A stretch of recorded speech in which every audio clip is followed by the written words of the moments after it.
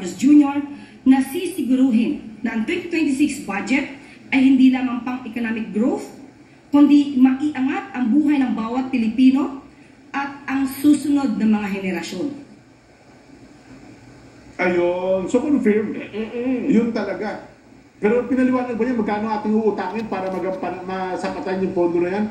Kasi yung kita versus pondo, kulang tayo na saan eh. Nangutang na tayo eh, yung nakaraan. Ayun na nga.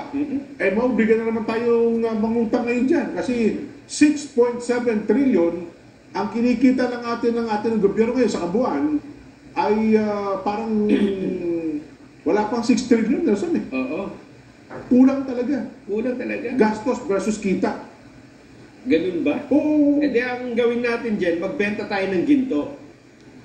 Ginto? Nagbenta na nung nakaraan eh. E di magbenta pa tayo. Marami pa tayong ginto. Marami pa tayong ginto. Parang ilang tonelada rin nabenta nung nakaraan eh. Ito, meron pa tayong ginto dyan. Meron ba? May nakita ko. Baka wala nang matira sa atin yan. Hindi, ito ebidensya, papakita ko. Sige nga. Oo. Saan? Nag-uwi po ng ginto ang Philippine Boy Football Team. Nag-uwi talaga nila. Ilang sako kaya? May hindi pwede sa nila. Yan eh. Sabi sa balita, nag-uwi ng ginto ang Philippine Boy Football Team. Gintong medalya ata yan. Walang medalya. Oo. Nag-uwi ng ginto. Hindi, pero alam mo, speaking of ginto ang ginto natin, Surigao, Zamboanga, yung mina, yung minerals, yung gold.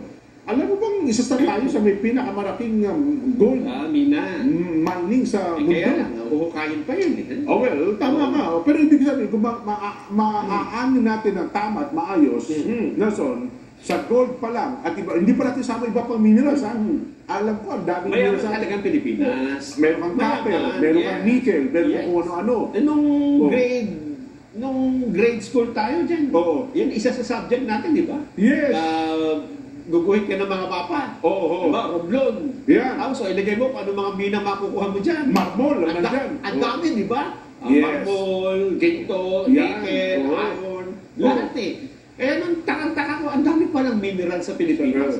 Pero tataka, bakit napakahirap natin? Ang malungkot lang kasi sa atin, sa tagal ng ganyan natin, Nelson, wala tayong processing plant. Oo. Hanggang ngayon po, wala tayong processing plant ng gold. Wala tayong processing plant ng copper. Wala tayong processing plant ng steel. Yung steel na natin, nagsarahan eh. Oo. Wala tayong processing plant ng kung ano-ano. Na ang China ang meron lahat. Dinadala pa natin sa ibang bansa, tama ka sa China, at pagbalik sa atin, finished product na Bibili natin na mas mahal. mas mahal. Tapos papatawad pa nila tarik. Yari tayo.